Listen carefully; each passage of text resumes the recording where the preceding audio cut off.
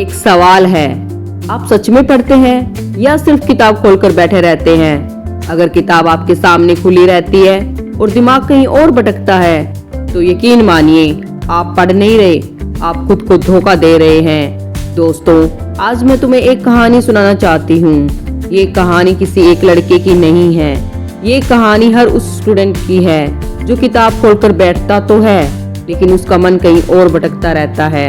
उस लड़के का नाम मान लो अर्जुन। अर्जुन रोज सुबह किताब लेकर बैठता था।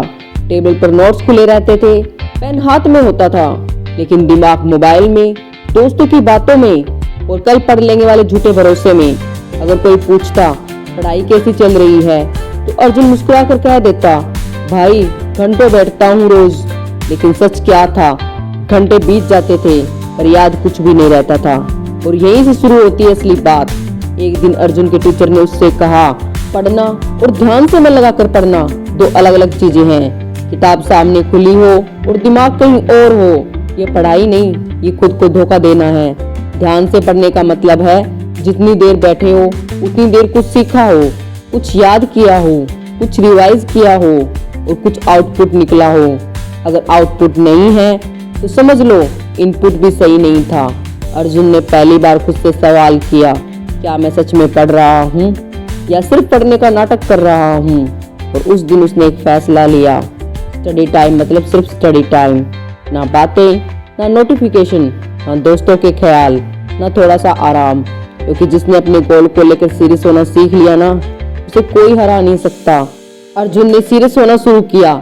लोग बोलने लगे, इतनी पढ़ाई से क्या हो जाएगा, तू टॉपर नहीं बन सकता, हमारे साथ चल, एंजॉय कर।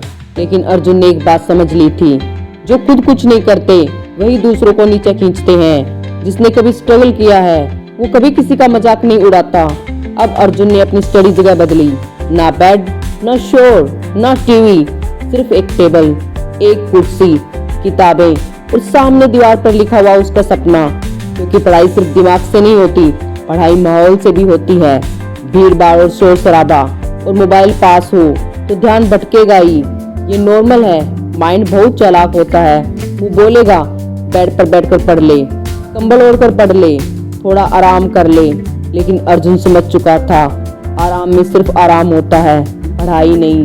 थोड़ा कष्ट, थोड़ी तकलीफ, थोड़ी सख्ती, यही असली ग्रोथ है। अब अर्जुन ने टाइम टेबल बनाया, पूरे दिन का, पूरे महीने का, पूरे साल का। लेकिन ऐसा नहीं जो उसे स्ट्रेस दे, छोटे छोटे टारगेट, आसान स्टेप्स, रोज की कंटिन्यूटी। क्योंकि एक दिन छूट गया ना तो दोबारा शुरू करना सबसे मुश्किल होता है। हर रात अर्जुन खुद से पूछता, आज मैंने क्या किया, कहाँ टाइम बर्बाद हुआ, मोबाइल, नींद या दोस्त। और वह उस कमजोरी को अगले दिन ठीक करने की कोशिश करता। क्योंकि जो चीज रोज 1 घंटा खा रही है वही चीज एक दिन पूरा साल खा जाएगी। अब अर्जुन के सामने 2 रास्ते थे, डिसिप्लिन, अफसोस। उसने डिसिप्लिन चुना, खाना, सोना, पढ़ना, सब टाइम पर। क्योंकि the speed of your success is limited by your dedication and discipline. जब भी मन टूटने लगता अर्जुन अपने घर को याद करता। माँ सुबह जल्दी उठती, पिता मेहनत करते और वो यहाँ बैठकर पढ़ने का मौका पा रहा है। तब उसे समझ आया, ये पढ़ाई सिर्फ मेरे लिए नहीं, मेरे परिवार के लिए है। अर्जुन ने खुद से कहा, या तो पूरी जान लगा दूंगा या फिर साफ साफ मान लूंगा कि मुझसे नहीं होगा।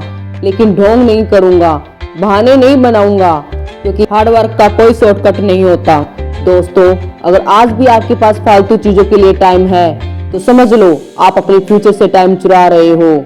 आज से शुरू करो, अभी से शुरू करो। किताबों को अपना दोस्त बना लो, डिसिप्लिन को अपनी ताकत बना लो। Great things take time, but मेहनत करने वालों का टाइम जरूर आता है। एक दिन आप भी कहोगे, हाँ मैंने खुद को नहीं छोड़ा था। या तो आज डिसिप्लिन चुन लो या कल अफसोस झेलने के लिए तैयार रहो।